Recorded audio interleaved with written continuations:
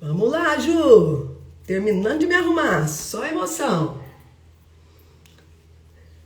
Oi, Michael. Terminando de me arrumar pra esperar a Ju, porque quando a gente gosta da pessoa, a gente se prepara pra receber ela. Aquele esquema. Ah, as maravilhosas aqui. Espetáculo. Que delícia estar com vocês. Bom dia. Bom dia. Só falta o batom. É, bem, aqui é muita emoção. Pensa agora. Rodrigues ONG, pronto. Ao vivo, que delícia. Oi, Aline, maravilhosa. Que delícia. Tá boa, sua linda? Tá boa?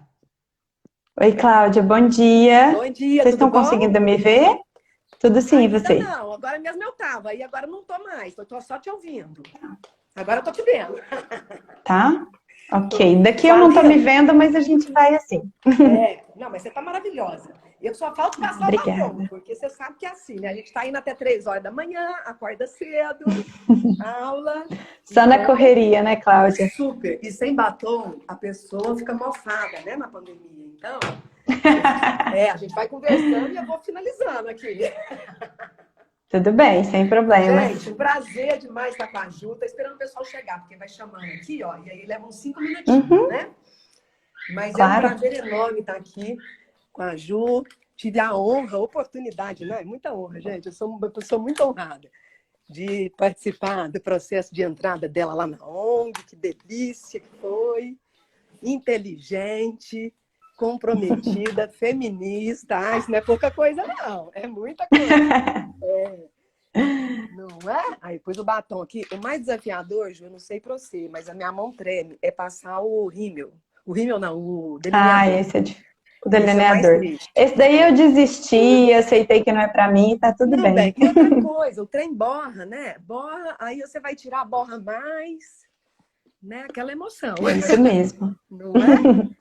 Ô, Ju, é assim, a gente conversa, você já viu live minha e tudo, mas a gente conversa de um jeito fácil, de modo que o acadêmico, o doutor entende, mas também aquela pessoa mais simples, inteligente, porque inteligência não tem a ver com instrução, também entende. Claro. Então a gente fala, né, a linguagem das pessoas para ter uma inclusão aqui nesse processo.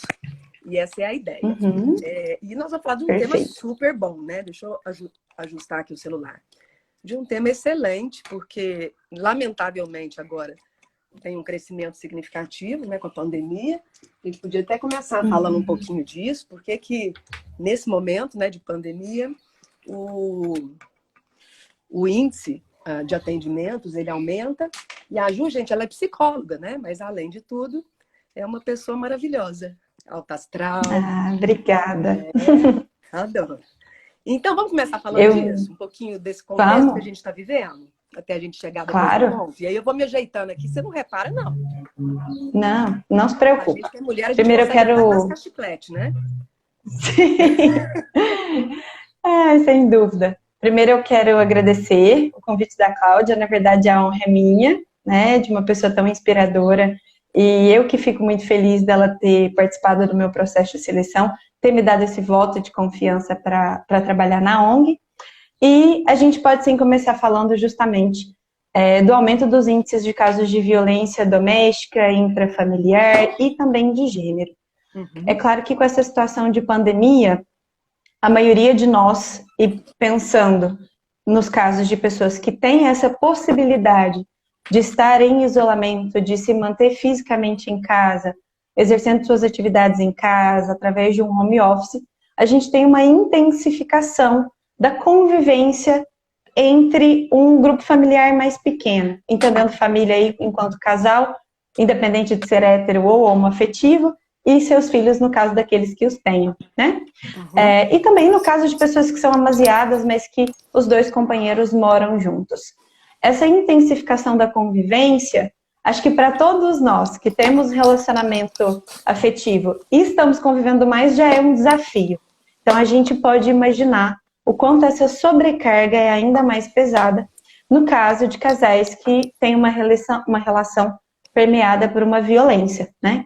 Entendendo, porque eu acho que é muito importante dizer isso explicitamente, entendendo que violência não é só uma agressão física, não é só um espancamento que chega no nível da mulher precisar parar numa unidade de saúde, precisar ser socorrida.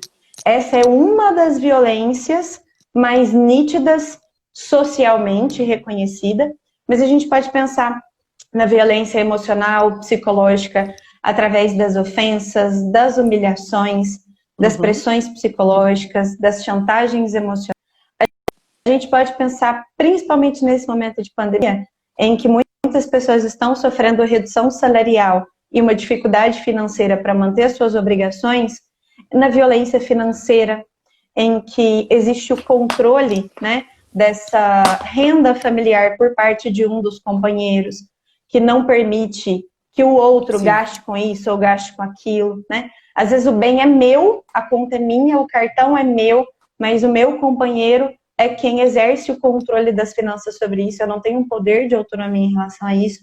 A gente pode ver a violência patrimonial, porque como fica mais difícil da gente se conectar pessoalmente devido ao isolamento, todos nós estamos utilizando muito mais as nossas redes sociais, por exemplo. E pode acontecer de, em uma crise de ciúme, um dos companheiros, ou a mulher ou o homem, pegar esse celular e tentar ver conversas e questionar, gerando uma dúvida de traição, jogar o celular na parede, jogar fora. Isso é uma violência patrimonial, né? Então, são múltiplas as violências que elas vão se tornando ainda mais explícitas nesse contexto de pandemia. E eu vejo uma certa contradição, porque está explícita dentro de casa, mas para os vizinhos, para os amigos, para a família, é como se não tivesse acontecendo. Não, eles estão bem, a gente está passando por essa pandemia, mas está tudo bem lá na casa deles, que bom que eles estão bem protegidos do Covid, né? Então a gente tem aí essa contraposição. Os casais, as pessoas podem estar protegidas da pandemia, mas essa intensificação desse conflito, dessa violência nas relações, vai ficando ainda mais frequente, mais intensa e, infelizmente, mais cotidiana, né? Vai marcando aí o dia a dia desse casal. E é terrível nesse sentido. Você tá me ouvindo? Tá bom? Sim, tá ótimo. Tá? Interessante, porque exatamente o lugar que deveria ser aí o porto seguro, né, Ju? O lugar da confiança, da cumplicidade. E, por vezes, é exatamente o lugar mais violento e perigoso que existe. A gente não vai falar mais especificamente hoje sobre esses impactos em crianças e adolescentes. Podemos até falar, mas assim, o nosso foco é mais o casal. Num outro momento a gente traz isso, mas lembrando que ontem foi o Dia Internacional contra o tráfico de mulheres, o tráfico de crianças, abuso sexual. E isso não é só novela, a gente teve como tema de novela aí, né? Mas não é novela, isso é fato, né? E em determinadas cidades, Uberlândia é uma cidade polo, né? Então esse risco existe, eu já vi alguns estudos nessa linha, né? Como aqui tem entroncamento, né? Então tem a possibilidade aí de facilitar o trânsito para outras cidades grandes. Em Uberlândia acontece de tudo. E a questão da violência doméstica, da violência com o casal, se não me engano, a ONG teve um aumento assim de em torno, a média nacional, né? 40%, foi isso? Em torno de 40%, eu acho que 40 e poucos por cento? Sim. A gente recebeu muito, Cláudia, pedidos de primeiro acolhimento, né? O que isso significa em termos institucionais, para ficar claro para todo mundo? O serviço de psicologia da ONG, ele se propõe a acompanhar as pessoas por um atendimento continuado, com frequência de uma vez na semana, e essas são as pessoas, essas mulheres, né, já são acompanhadas por nós. O que a gente observou em relação à pandemia é um aumento dos novos casos de mulheres, crianças e adolescentes que ainda não tinham passado pela ONG, não conheciam o trabalho da ONG, de alguma forma ficaram sabendo, muito pelas redes sociais, pelo nosso Facebook, o nosso Instagram, e foram nos acionando pelo WhatsApp, já que até então a gente segue trabalhando online, através das nossas mídias e do atendimento online, para pedir ajuda, para descobrir o que poderia ser feito em termos de orientação jurídica, para ter um suporte emocional. Algumas pessoas até em crise, em situação de crise depressiva, pensando em fazer algo contra a própria vida, em um desespero de não saber como lidar com aquela situação, a quem recorrer. Então, a gente observou, sim, um número muito grande de novos casos. E a gente está sendo acionado de múltiplas formas, né? Desde WhatsApp, Instagram, Facebook, inbox desses 3. A gente foi recebendo telefonemas de outras instituições, outros serviços que também estão observando essa intensificação no número de casos. Mulheres que vieram através da Delegacia da Mulher, ou que fizeram um boletim de ocorrência, ou que vieram através de advogado, porque conseguiram se mobilizar para efetivar uma separação, um divórcio. Então, tem sido muito mais intenso e muito mais explícito, né? Então, sim, esse número tem crescido. A gente teve a oportunidade de expandir um pouquinho a nossa equipe, que ainda é um pouco enxuta, pensando na intensa, né, quantidade de casos que acontece, vem acontecendo e, infelizmente, vai ser um número muito grande ainda. Mas a gente está aí manejando, né, muito com esses novos casos. As nossas assistentes sociais e todos os nossos psicólogos, a nossa chefe administrativa, todo mundo em prol de fazer esse primeiro acolhimento para tentar designar orientações, para tentar, às vezes, se a gente não conseguir resolver, encaminhar para um serviço que consiga resolver. Mas o número tem, sim, sido muito gritante. E vale dizer, nós estamos aqui com essas maravilhosas, esses maravilhosos, né? É uma equipe, é um coletivo. E esse é, inclusive, um diferencial da ONG SOS Mulher e Família. Ter um atendimento integral, porque o sujeito não é só um pedaço, uma parte, né? Então, social, sim, psicológico e jurídico. Claro que agora na pandemia, depois a gente dá os contatos todos da rede, né, de enfrentamento, não só da ONG, mas dos outros órgãos. Se a Suiane quiser ir organizando aí para nós e colocar já os telefones, enfim. E tem uma maravilhosa aqui, a Cecília Rodrigues Brandão, que quer entrar em contato, quer contribuir com a ONG. Olha que bacana, porque você está contribuindo. Olha, gente, quando a gente contribui, é investimento, né? Eu falo que é investimento. A gente colocar para as mulheres políticas públicas, projetos de leis, doação, é investimento, é melhorar a sociedade como um todo. Eu não tenho dúvida nenhuma disso, isso é fato, né? Porque você melhora as famílias, você melhora toda a sociedade. Então, isso é fantástico. Ju, um outro aspecto, a gente quer tratar de tantos aqui, vamos ver o que a gente consegue vencer. Mas um outro aspecto que é bacana, você disse dos tipos de violência, a Lei Maria da Penha tipifica. Antes disso, a ONG SOS Mulher e Família já tinha esse entendimento de que a violência não é só aquela que deixa marcas no corpo, hematomas, mas também aquela que deixa marcas na alma, no espírito, o nome que as pessoas quiserem dar para isso, e que às vezes caminham juntas, né, ali. Mas sabemos também o quão é difícil e complexo. No mestrado, no doutorado vieram esses resultados das amostragens, das entrevistas, mas também no ativismo já de muitos anos isso aparece. O quão é difícil e diferente viver violência com alguém próximo e conhecido, sem investir sonhos, projetos, filhos, sexualidade, tem sentimentos de natureza positiva, né? Além da raiva, do medo, da vergonha, enfim, sentimentos de natureza negativa, mas tem tudo isso junto e misturado, né? Tem família, enfim, tem tantas questões aí que eu gostaria que você falasse um pouquinho, que não é, porque muita gente acha que é a mesma coisa, né? Você viver violência, pronto. Não. É muito diferente, né, Ju? Viver violência com alguém estranho, você vai, faz e acontece. E com alguém que você dorme junto, que você transa, que às vezes bota as coisas dentro de casa, que às vezes a dependência nem é financeira, ela é a chefe de família, mas tem a emocional. Conta pra nós o seu olhar psicológico dessa história pra gente trocar um pouco sobre isso. Claro.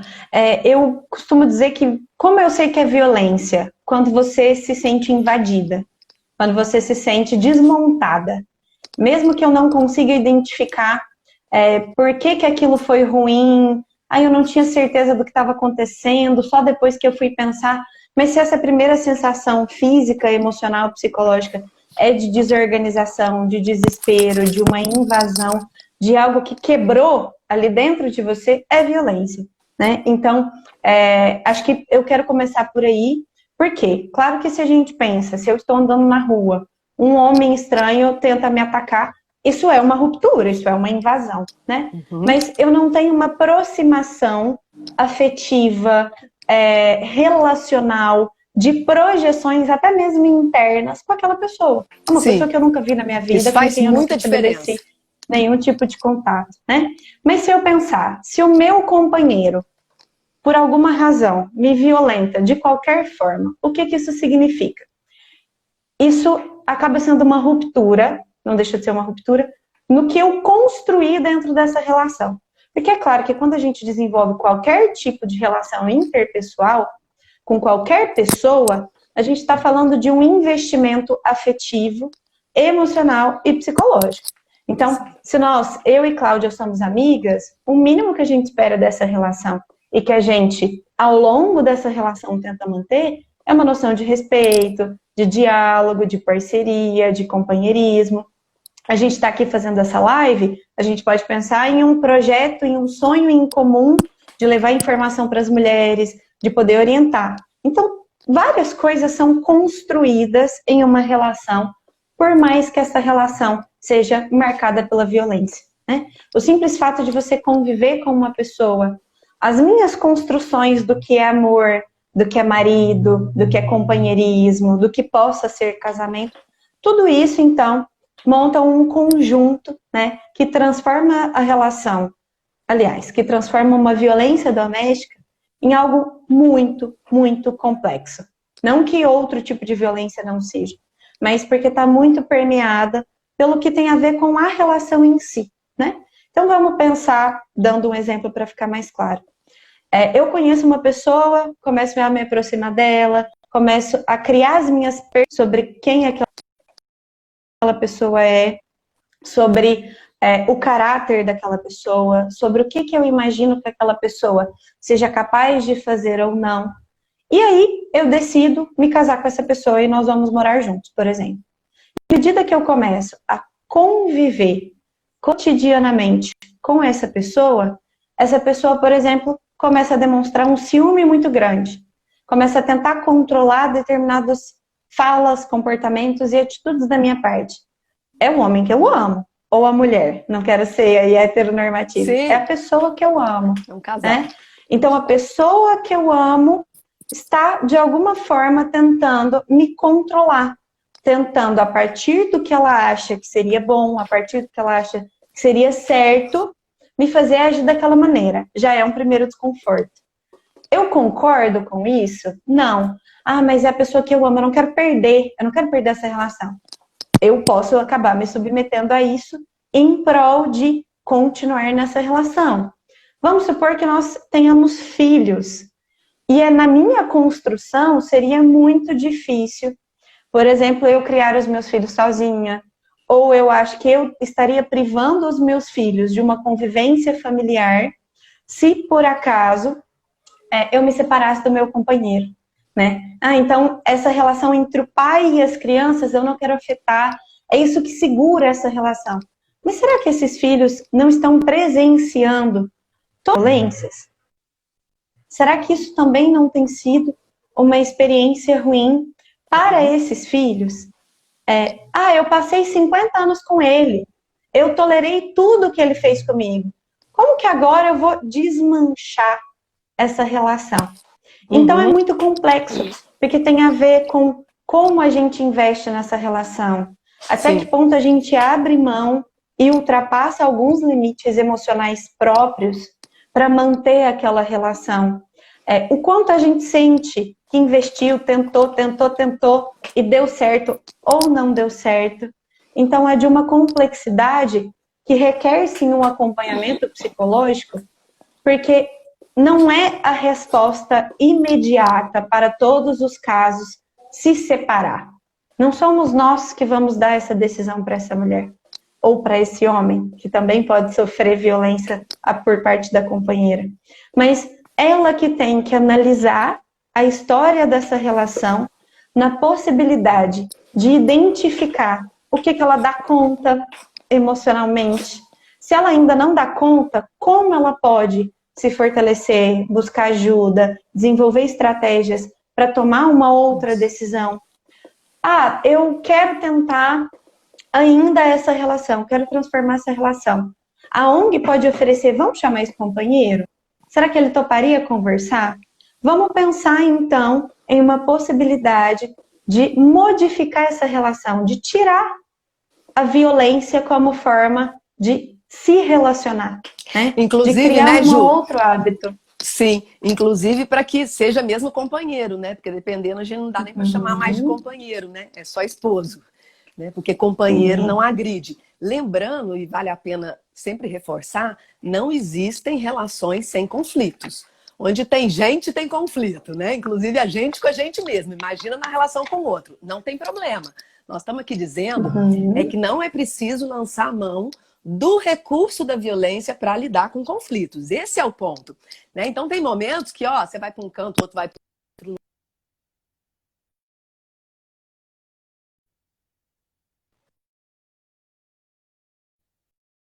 É isso que a gente quer, colocar um limite junto com essa pessoa no tempo dela, né? No ritmo dela, e não do profissional, ou da vizinha, ou do padre, ou do pastor.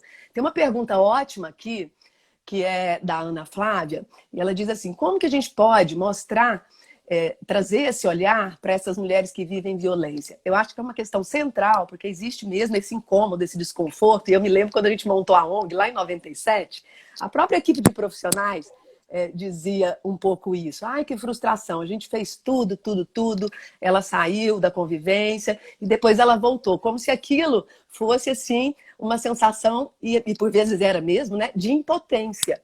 Né?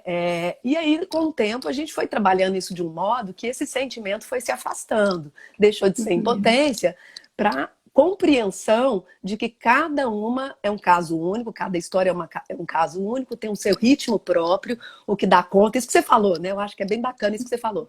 O que dá conta de fazer naquele momento, que recursos que tem naquele momento, e a ONG ali fortalecendo a pessoa, né? Fornecendo os instrumentos para ela ir se fortalecendo. E aí a gente foi parando um pouco com essa coisa de querer que o outro faça num ritmo que não está internamente absorvido. Você vê por aí também? E aí, para responder a Ana Flávia um pouco essa história de como mostrar, né? Eu não sei se é mostrar ou se é escutar, e que tipo de escuta, né, Ju? Eu acho que seria mais nessa linha. Ju, eu não peguei água. Perfeito, Cláudia. Enquanto você responde, eu posso pegar água? Porque minha boca claro, fica fica à sequinha. vontade. Vou pegar água. Fica à vontade. Ana Flávia, eu acho que a sua pergunta é muito pertinente, porque quando você diz, né, mostrar para uma mulher na qual a violência que ela vive já é algo comum, é o que a gente chama de naturalização, uma banalização dessa violência. É como se já não tivesse mais tanto prejuízo, como se já não causasse mais tanto mal-estar, e eu costumo dizer que, infelizmente, a gente se acostuma até com o que nos faz mal e com o que a gente não deveria se acostumar, né? Quando a Cláudia traz essa perspectiva de talvez não ser mostrar, mas ouvir, eu gostaria de apontar que uma das queixas mais comuns de mulheres e homens que sofrem violência doméstica é não se sentir ouvido, amparado por outras pessoas.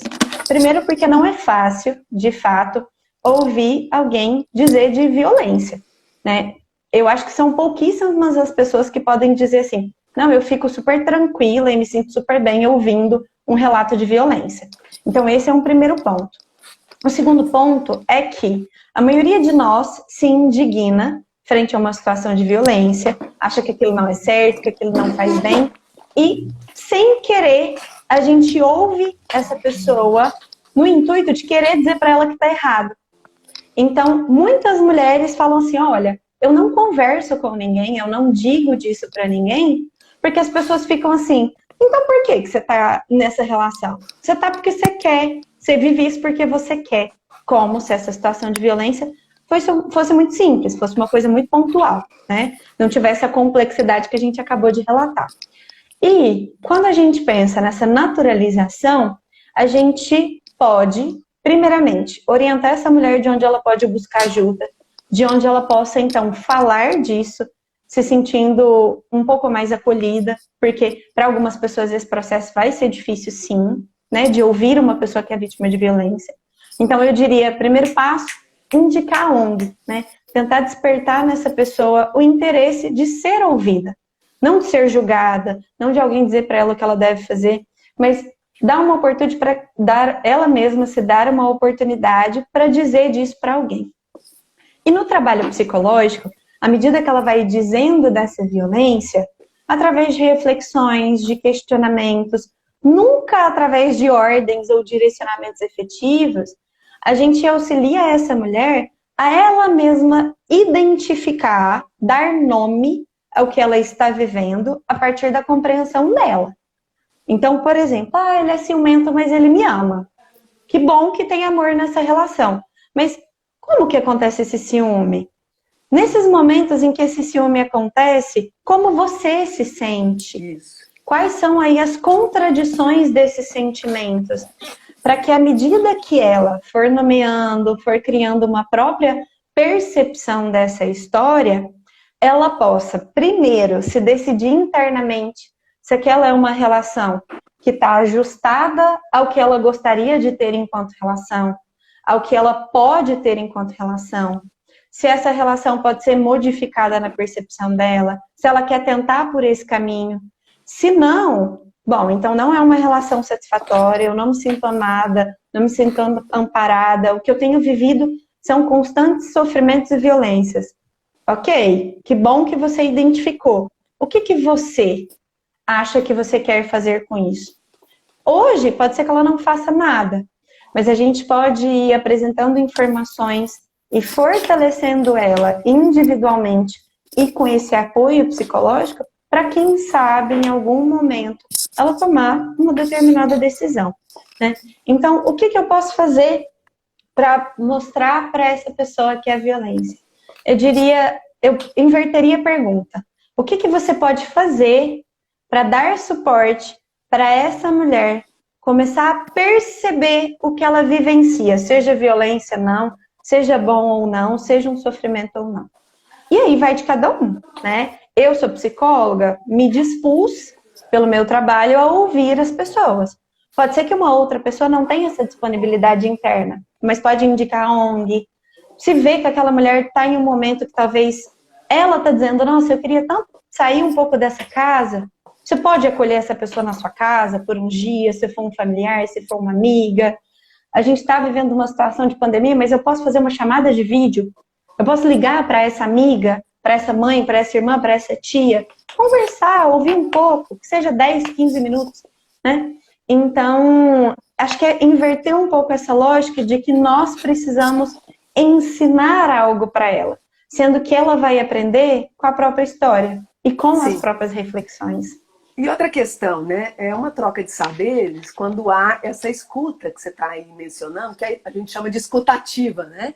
Uma escuta sem preconceito, sem julgamento, ela é diferente, né? Claro que no caso da psicologia tem toda uma formação para isso, mas eu tenho dito, e aí do ponto de vista da filosofia, né? Tem o Sócrates lá atrás que ensinou essa técnica para nós, que é fantástica, que serve para hoje, para sempre, né? A psicologia bebeu dessa fonte, que é a técnica da maiêutica. Pergunta, devolve para o sujeito como modo de pergunta, e uma pergunta não agressiva. Não que remeta a pessoa a ter que se justificar, porque daí é como se ela fosse culpada pelo que está passando. Então, quando a gente diz assim, nossa, mas você está vivendo há 20 anos com esse homem te batendo, te espancando, te humilhando, por que você não buscou ajuda antes? Essa pergunta não é legal, né, Ju? Por quê? Porque ela remete a pessoa a se justificar, a se sentir culpada. E já basta a culpa, já tem tradição judaico-cristã que impõe culpa na mulher, já tem outras tradições, a cultura, as expectativas sociais, a gente não precisa mais. Né? Então, isso é uma escutativa. Agora, quando eu digo assim, e o que você está sentindo? Aí você obriga a pessoa a olhar para dentro dela, né? O Sócrates já dizia isso. Né? Você obriga a pessoa a ver que ela não está identificando tudo que ela poderia identificar, que ela está conhecendo uma parte, outra parte não. Às vezes ela vai precisar da ajuda, do colo, né? Para se fortalecer, para compreender esse outro tanto. Às vezes vai levar um tempo. Então, acho que esses aspectos de dizer que não tem resposta fácil, única,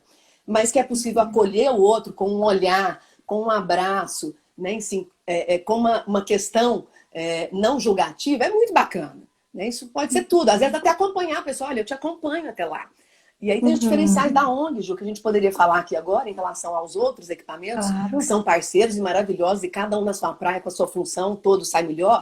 Mas a ONG tem diferenciais que favorecem a busca da ajuda mediante tantos inibidores que nós sabemos que há do ponto de vista social, do ponto de vista da busca, além desses internos, né, que não são poucos. Que diferenciais são esses? Sim.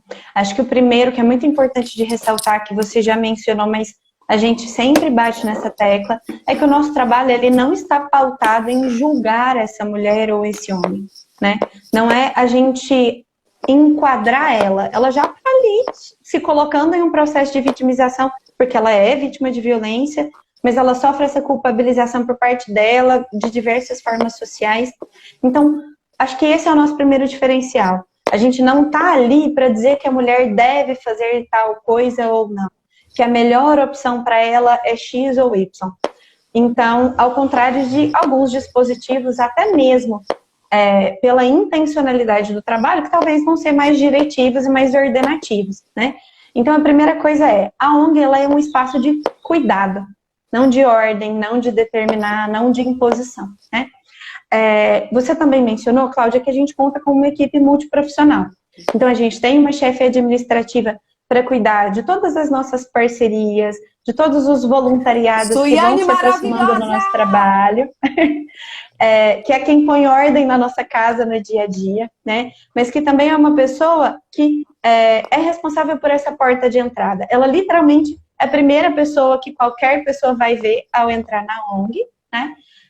Que vai poder contar como a gente trabalha, muitas das vezes esclarece, porque às vezes acontece uma dúvida de se ele é a delegacia da mulher, se ele faz denúncia. Né? Sempre tem. Sim, acontece. Acontece e acho que sempre vai ter. Sim. Então, quantas a gente tem ela na rua se eu sou delegada? Acho que essa confusão é tradicionalzíssima e a gente já super se acostumou. Então, assim que a pessoa chega, ou pensando agora nesse trabalho online, que liga, que manda uma mensagem em qualquer uma das nossas redes sociais, ela é acolhida, né?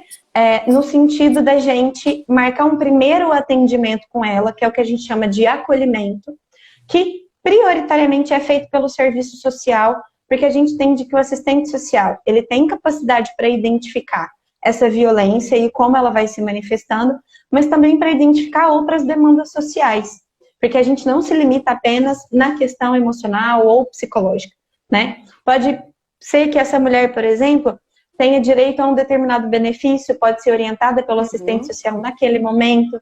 Às vezes a mulher já está decidida a fazer uma ocorrência, abrir um boletim de ocorrência e entrar com o processo de Maria da Penha, o assistente social pode orientar onde ela pode fazer cada uma dessas etapas. Então, a partir do momento que essa pessoa é acolhida pelo serviço social, o serviço social também vai perguntar para ela o que ela espera em termos dos serviços que nós temos disponíveis, além da assistência social. Além da assistência social, nós temos o serviço de psicologia e o nosso setor jurídico. O serviço de psicologia, ele vai se organizando. A gente sabe que toda violência tem impactos psicoemocionais múltiplos e de diferentes ordens. E esse impacto vai ser diferente para mim, vai ser diferente para a Cláudia, vai ser diferente para cada mulher. Então, a gente entende que praticamente em todos os casos é importante fazer esse acompanhamento psicológico e a gente se organiza aí com uma lista de espera, com os horários, com a disponibilidade para acompanhar essas mulheres. Então, quando uma mulher ou um homem ele é inserido no setor de psicologia da ONG, ele passa a ter acompanhamento em uma sessão que dura 1 hora, uma vez por semana, com dia e horário agendado, de acordo com a disponibilidade, tanto do profissional quanto da pessoa. E isso é bacana até para a pessoa não se expor, né, Ju? Só para fazer um parênteses. Sim. Quer dizer, ela chega, ela não precisa ser vista por ninguém, a casa não tem portão aberto, vazado, né? Então, esse tipo de preocupação também em acolher a pessoa sem constrangimento. Eu penso que isso já é acolher bacana, né? E não precisa ficar também na sala de espera, né? Enfim, contando a história, nada disso. Né? Então, acho que isso é importante. É claro que algumas até vão querer, né, essa troca de experiências e a possibilidade até dar outra estratégia em grupo que você conta aí para nós. Mas só para dizer que a pessoa fica tranquila quando ela busca com relação a isso, né? O sigilo, a não exposição, né? Então isso tudo vai favorecendo. Sim, eu ia mencionar justamente isso, né? Tanto no presencial quanto no online, quando a gente define que uma pessoa vai ser acompanhada pela psicologia, é por um profissional. Esse profissional vai começar a estabelecer uma relação de convívio, de contato direto com essa pessoa. Qualquer psicólogo, ele não é autorizado a compartilhar informações do que essa pessoa disse, a não ser que a pessoa em si autorize, né? Esse psicólogo, ele não pode divulgar informações de identidade, tem uma série de questões éticas Então, no presencial, é uma sala separada, de porta fechada, só o psicólogo e a pessoa. No formato online, a gente está criando aí estratégias. Então, todo o atendimento que eu faço é com um fone de ouvido, num cômodo da minha casa separado, em que não tem nenhuma outra pessoa. Então, esse sigilo é garantido. E esse acompanhamento é o que a gente chama de acompanhamento psicológico continuado. Para a gente acolher essa emergenciabilidade do caso. A ONG adoraria ser um serviço que forneceria atendimento psicológico até o infinito e além. Mas a gente entende que a demanda é muito grande. Então, a gente constantemente vai revisitando com a própria pessoa como que ela tem percebido os efeitos positivos do acompanhamento, quais são outras estratégias que a gente poderia fornecer, para, num dado momento, aquela vaga que aquela pessoa ocupou ser cedida a uma outra pessoa, mas não é que a gente vai deixar essa pessoa solta aí, não. A gente encaminha para outros serviços, outras instituições que também disponibilizam atendimento psicológico ou gratuito, se a pessoa tiver uma condição financeira particular, mas que atenda a um valor mais acessível, para que a pessoa dê continuidade. E no campo jurídico, as nossas advogadas maravilhosas, e agora a nossa equipe cresceu também, a gente teve essa sorte, elas não podem assumir processos, mas o trabalho delas na ONG é de uma orientação jurídica. Então, por exemplo, a gente passa muito por isso de casos de mulheres que moram com seus companheiros, mas que já não estão aguentando mais e querem decidir se mobilizar no campo judicial para não ter contato, para não conviver com esse homem. Então, o que nós, psicólogos e assistentes sociais, fizemos? Olha, nós vamos agendar um horário para você com a advogada vai ouvir um pouco da sua história, porque cada história vai ser diferente, tem minúcias, tem detalhes que talvez no campo jurídico ela pode orientar para formas diferentes, né? Então, essa pessoa vai ter a oportunidade de contar para uma das nossas advogadas o que ela está vivendo e o que ela quer. As advogadas vão prestar as devidas orientações do que ela pode fazer, onde ela deve ir, até mesmo de dificultadores, de entraves, da demora do processo jurídico, né? Que, infelizmente, no Brasil a gente sofre de uma forma muito marcante com isso, que acaba gerando uma descredibilidade, né? Então, as nossas advogadas vão estar aí para orientar. Olha, eu pensei, 2 semanas depois eu fiquei com dúvida. Vamos marcar de novo, não tem problema, né? Então, elas estão não para um único atendimento, mas até mesmo para ir sanando essas dúvidas, né? Mas elas mesmas não abrem processo, não acompanham processo. Nós temos órgãos parceiros, como Todas por Ela, da Exajup, e outras instituições de ensino que disponibilizam, sim, advogados para darem início e acompanhamento em processo de modo gratuito. Então, quando essa mulher decide se mobilizar às vias judiciais e isso vai desembocar em um processo concreto, a gente orienta não só a Defensoria Pública, mas também a esses serviços que podem fazer esse acompanhamento, né? Então, além de sermos todas essas pessoas, a gente, mesmo online, tem aí o trabalho cotidiano de conversarmos entre nós. Eu, de modo algum, por exemplo, vou tomar uma decisão por uma mulher que eu estou acompanhando enquanto psicóloga de agendar um atendimento jurídico se ela não quiser. Eu sugiro, eu explico como ele funciona, pergunto se ela quer pensar um tempo sobre isso ou se ela já quer agendar. E à medida que ela vai se posicionando, eu, por exemplo, vou lá e corro na Bruna. Bruno, tem uma pessoa que eu acompanho, ela quer atendimento jurídico, o caso é direcionado para pedir uma medida protetiva, por exemplo. Bruno, não, tudo bem. Assim que eu atendê-la, eu te dou um retorno de quais foram as informações que eu repassei, para você estar ciente de como que foi essa conversa.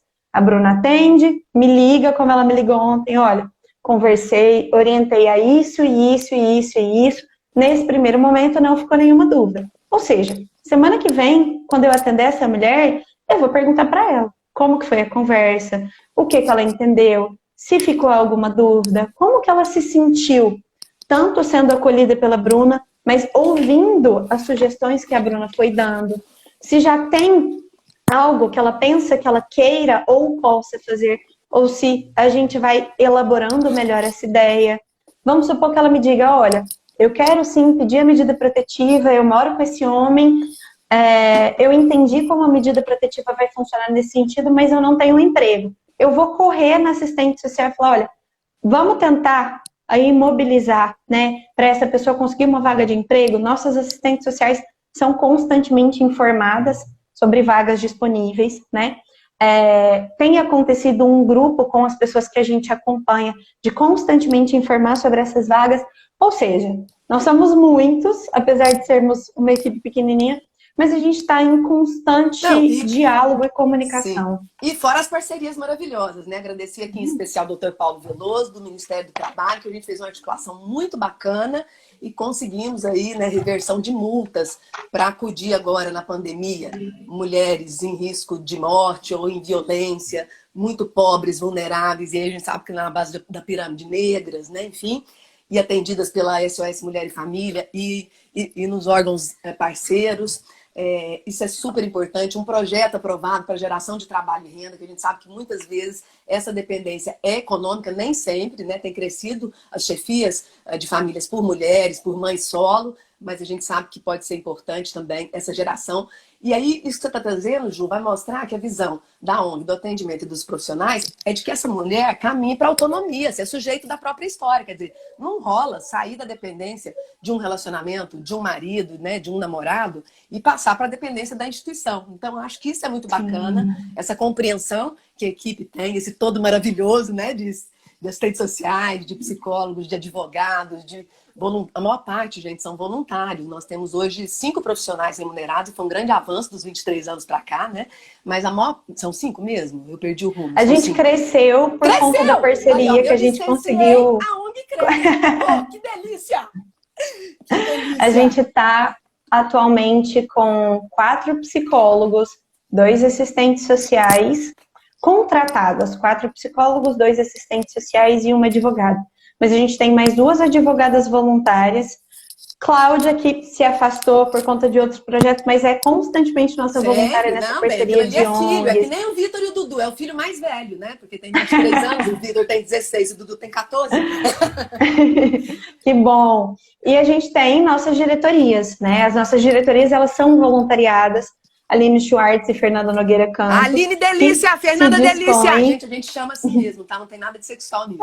É intimidade, é carinho, é muito afeto para construir, né? Para ir remontando essa ONG a partir das necessidades, né? Porque o funcionamento de 97, ele dá base para o funcionamento de hoje, mas, por exemplo, hoje nós estamos lidando com uma pandemia. E aí, a ONG vai parar de funcionar? Não vai. A gente vai se adaptar, vai reinventar, vai criando estratégias para conseguir disponibilizar todos esses serviços que a gente disponibiliza, mesmo com tudo que está acontecendo. E fez isso tão bem, né, gente? Está fazendo tanta diferença todos os dias, Ju. Todos os dias. Às vezes porque eu não consulto, porque é muita aula, muita emoção. Mas todos os dias tem gente perguntando lá na rede social, em alguma delas. Onde que eu busco, o que eu faço? E aí eu mando aquela rede toda com os contatos, mando o folder da SOS, enfim, para conversar com vocês. Então a gente fica mais tranquilo de saber que tem um respaldo, né? Porque se não tivesse, como é que seria? Já está com dificuldade de atender a demanda. Imagina se não tivesse. Menina, a gente não viu, mas faltam só 40 minutos. E eu tinha, né, muita coisa. Vamos lá. E você também. Mas a gente colocou o título não gratuito, não à toa, né, gente? Triste, louca ou má? Um trechinho, inclusive, da música Francisco Elombre. Eu praticamente uso, assim, em cursos, palestras. A Ju parece que gosta também. Foi uma sintonia, porque, assim, na hora que a gente pensou no tema, eu pensei, mandei, ela falou assim, nossa senhora, eu uso, né? Achei massa. E aí a gente fala desses impactos emocionais, que você falou um punhado. Eu acho que é muito bacana, mas a gente também contar para as pessoas que a gente entende os fatores inibidores da busca de ajuda. E que não são poucos e que em cada caso tem uma configuração. E dos facilitadores da ONG, que você disse muito bem, um deles é não precisar registrar a ocorrência. Nem toda mulher quer o marido preso, gente, que é enquadrado na Lei Maria da Penha. Porque aí vai ser fichado, aí como é que fica os meninos, aí se ele for desempregado. Então tem tanta coisa passando na cabeça dessa mulher. Então esse é um fator de ajuda para buscar na ONG. Não tem que fazer. A gente vai orientar, o pessoal, a equipe vai orientar, mas não tem que fazer. O outro diferencial é a formação dessa equipe, educação permanente, conversar sobre os casos, né? E tem um outro ainda que é bacana da gente comentar, A ONG, desde o início, atende, é claro que um número muito menor, mas atende o homem como vítima de violência, isso é excepcional até por conta da cultura, mas também os homens enquanto autores de violência. E mais recentemente houve algumas experiências com grupos com autores de violência, porque senão esse homem vai repetir essa história com essa mulher ou com outra mulher que venha pela frente e a gente não quer isso. Então a gente entende lá na ONG de que essa violência ela é estrutural, ela tem a questão cultural, histórica, social, e é preciso trabalhar. Ninguém nasce violento, ninguém nasce sexista, racista, etc. Aprendeu a ser, não aprendeu? Então vamos desconstruir. É difícil, às vezes leva mais tempo para alguns, para outros menos, mas é possível. Então conta para nós também desse trabalho, para a gente chegar lá no Triste Louco Mar, e essa relação eu vi muito forte nos depoimentos no doutorado e nesse ativismo de muitos anos, como essas mulheres chegam dizendo que são taxadas socialmente ou na família e por vezes, né, pelo marido como loucas. Apesar de sabermos também do impacto emocional, depressão, estresse, né? Enfim, problemas de saúde, os mais variados eu identifiquei, tentativas de suicídio, problemas de estômago, dores de cabeça que você não acha a origem. Enfim, a gente vê um impacto na saúde emocional também. Fala um pouquinho disso, pra gente ir amarrando, porque faltam quase 10 minutos.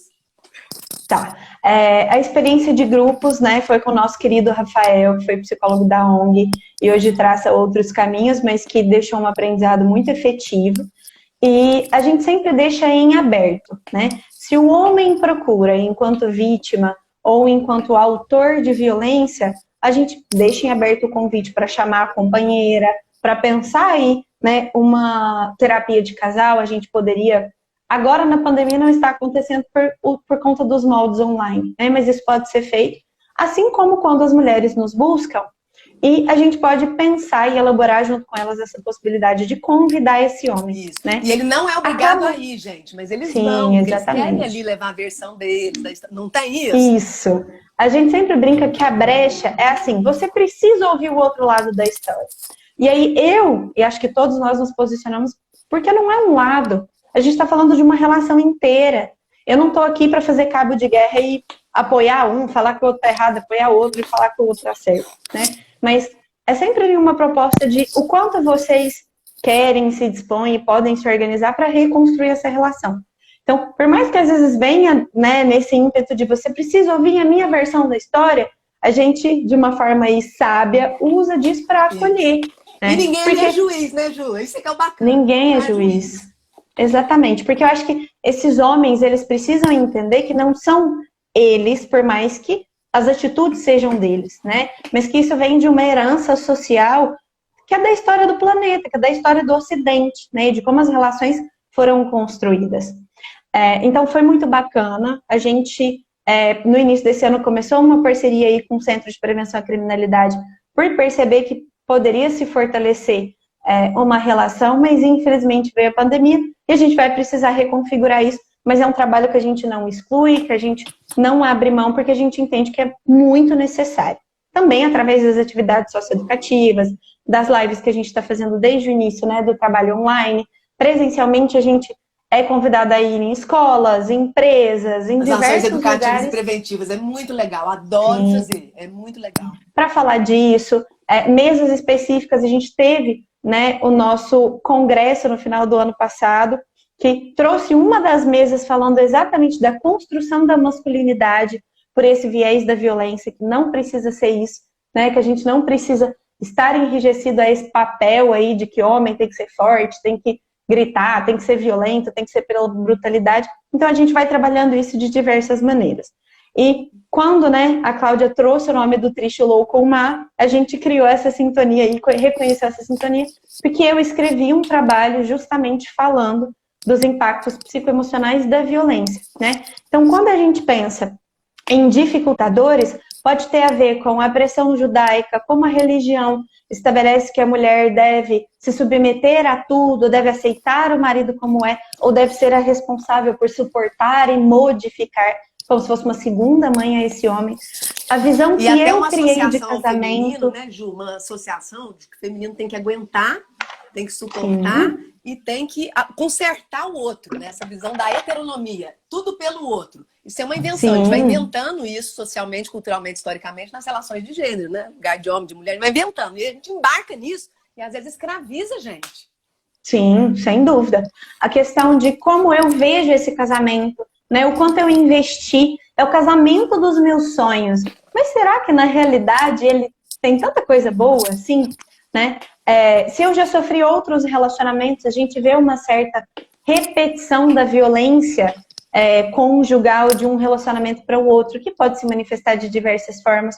Como eu, mulher, que fui ensinada a ficar quieta, calada, obedecer, me submeter ao outro, vou dizer para o meu companheiro, não, eu não aceito isso. Isso me faz mal, isso me magoa, né? Então a gente tem, sem sombra de dúvidas, essa influência. Os processos de autoculpabilização ou de culpabilização do outro, né? Você vai largar de mim? Quem que vai te aguentar? Não, nenhum homem vai te tolerar, nenhum homem vai querer ficar com você porque você é desse jeito. E agora você tá feia, gorda, depois que você deu à luz, né? Você é péssima de cama, você é uma péssima mãe. Fala tudo isso. Ninguém vai te querer, só eu que te quero. Sim. Não tem essa história? A pessoa vai estar acreditando. Sim, sim. Ou, outras mulheres que eu tive não eram assim. Você tinha que achar bom que eu estou com você, né? E eu costumo dizer que no campo afetivo, a gente aceita migalha sem ver. Mas no fim das contas, a gente continua passando fome. Porque migalha não enche, migalha não é o suficiente. Né?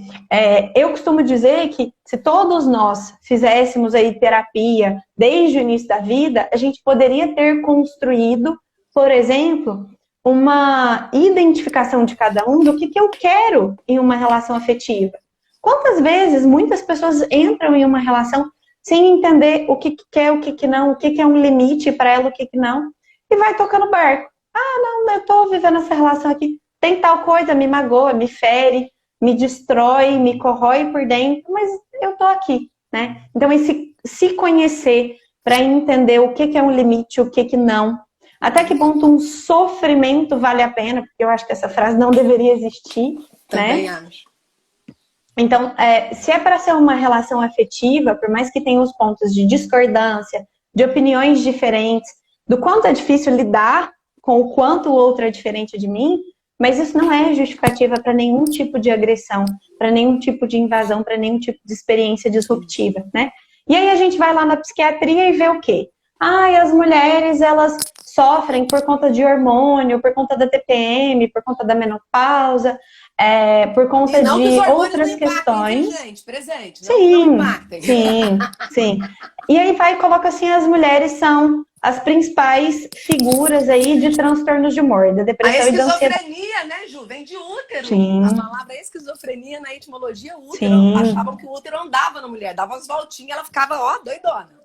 Sim, ou seja, serviços tanto de psiquiatria quanto de psicologia Sim. que vão reduzindo um sofrimento que é extremamente complexo, que é da esfera do afetivo, do emocional, do psicológico, do financeiro, do social, das projeções que eu crio em cima daquela relação, né?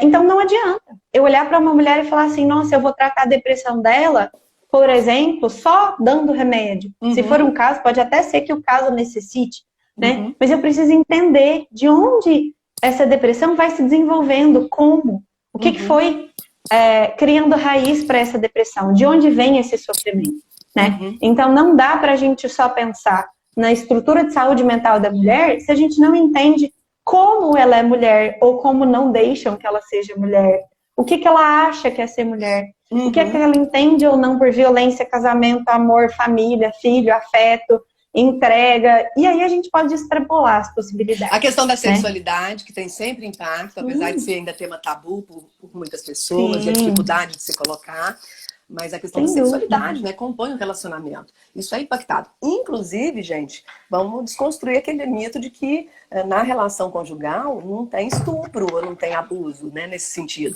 Porque basta não ter consentimento, basta a pessoa não querer, né? Basta ela estar lá sequinha e sendo machucada e, né, vai indo, não rola. Então, assim... E vou além, carinho, porque... Sim. Eu acho que não é nem só o ter a relação sexual, mas, por exemplo, é muito importante dizer isso. Se a mulher, primeiro que a mulher tem direito às próprias decisões de saúde reprodutiva. Qual método contraceptivo usar, quando usar, ter uma reflexão de qual é o benefício ou malefício desse método. Mas vamos supor que eu, então, não quero tomar anticoncepcional porque, na minha avaliação, causa males a longo prazo. E aí eu converso com o meu companheiro e falo, nós vamos usar o preservativo masculino, ou feminino, ou vamos intercalar. Ok? Ok. Perfeito. Mas aí a gente tem uma relação e ele não usa. Ele cria formas de me convencer a não usar. Ah, é mais prazeroso. Ah, mas isso. Ah, mas é só com você. A gente não está necessariamente falando só de doença sexualmente transmissível, de traições. A gente está falando da decisão que eu estabeleci. Sim. Então, sim, eu posso ser casada, posso ter um companheiro. Do combinado. Mas vamos lembrar que as mulheres têm crescido muito, o número de mulheres com HIV, por conta de relações extraconjugais e toda essa hipocrisia, e as pessoas mais velhas porque não aprenderam a usar, plastificar o pênis. Enfim, então isso é uma realidade, e já temos na ONG mulheres mais velhas com HIV que pegaram de relação extraconjugal do marido. Então a gente precisa dizer que isso existe sim, e não é raro, né? Sim, então acho que é importante apontar que esse, ele me convenceu, a gente acabou não usando, é violência sexual. Não deixa de ser. Violência sexual não é só o estupro, não é só a penetração. Acho que a gente já conseguiu avançar hoje de que o toque, as insinuações, né, esfregar no corpo, isso tudo é violência sexual. Mas a gente precisa entender que entre casais ela pode acontecer de múltiplas formas. Eu já cansei de ouvir relatos. O meu companheiro me disse, você vai ser mãe dos meus filhos em um momento em que a gente se separou, por exemplo, a gente queria se separar. Desse uso, né, de uma possibilidade de maternagem para ficar, né, ou de, eu não gosto de determinada posição, mas durante a trans ele vai e me força e me coloca. Isso tudo é violência sexual, né? Então, acho que quando a gente trouxe a pergunta e a resposta para Ana Flávia, né, a mulher precisa identificar isso, porque não adianta a Cláudia, ficar aqui, olha, violência sexual é isso, violência sexual é aquilo. A gente orienta e esclarece, mas ela precisa entender como ela se sente, porque na maioria das vezes, às vezes ela nem dá o nome de violência, ou, claro, é difícil reconhecer que um companheiro, uma pessoa que a gente ama, possa nos violentar. Às vezes ela não dá esse nome, mas a chave da questão é, como que você se sentiu com isso? Além da naturalização também, né? Porque muitas vezes é naturalizado, faz parte. Sim. Não faz parte. Né?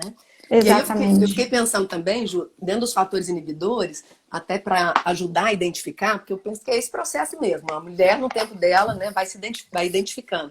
Mas se ela se sente assim amedrontada diante de situações inesperadas dele, já tá esquisito. Quer dizer, eu sentir medo numa relação tá esquisito, né? A gente tem medo de outras coisas. Ficar pedindo desculpas com frequência para situações relativas ao comportamento dele, ser verbalmente rebaixada, evitar situações familiares, né? Tão comum a gente ver isso. Ou então aquela história assim, onde você pensa que você vai com essa roupa? Parece sutil, né, isso, né? Onde você pensa que você vai com essa roupa? Né? Você não vai pôr sutiã, não? Opa, muita calma nessa hora. Além do meu corpo ser político, ele é meu, né? Enfim, né? E você pode dar uma opinião, mas o corpo é meu e eu decido. Mas isso não é tão simples assim. Só que não, a gente sabe que não. Aí tem as agressões físicas, mas não só. E por vezes, alguns vão falar de ciclo, eu tenho preferido usar a palavra espiral, que é aberto, né? E nem todo mundo passa por ele, tem gente que passa por muito tempo, né? Essa coisa da tensão que vem, aí vem a agressão, nas mais variadas tipologias que a gente aqui colocou, e a lua de mel, no sentido de pedir desculpas, nunca mais vai acontecer. E aí todo aquele investimento emocional, né? Que às vezes chega no SOS como sendo sofá, os meninos, nós não vamos separar por causa do liquidificador, mas não é o sofá, não é os meninos, não é o liquidificador. É porque tem ainda o vínculo interno e é difícil de sair. Eu fiz um TED nessa linha, né? Quem quiser assistir, tá lá 23 minutos, porque ela simplesmente não vai embora, porque não é nada simples, né? À toa que eu e Ju estamos aqui tratando desse tema e a gente não vai falar 1/10 do que precisávamos, porque é um tema que dá pano para manga, né, Ju? Mas fiquei pensando nesses fatores todos. E quando a gente está falando aqui dos impactos da religião para perpetuação dessa violência, o problema não é a fé da pessoa nem a religião. Nós estamos dizendo das interpretações que colocam a fé, a religião, a crença como hierárquica, né? O homem em cima, a mulher embaixo, a subalternidade. É disso que a gente está falando num tempo onde há uma igualdade e se reivindica uma igualdade dentro das diferenças, né? Somos todos únicos e diferentes, mas uma igualdade de acesso à oportunidade, direitos e salários. É só isso, não é em cima nem embaixo. E é muito mais bacana do lado, né? Junto ali, ó, né? Um com o outro, enfim. Mas a gente tem visto isso tão forte, né? Então essas interpretações é que são um problema. Fica parecendo que é um Deus ou um Alá, Buda, Maomé, Yansan, Javé, muito punidor, né? Que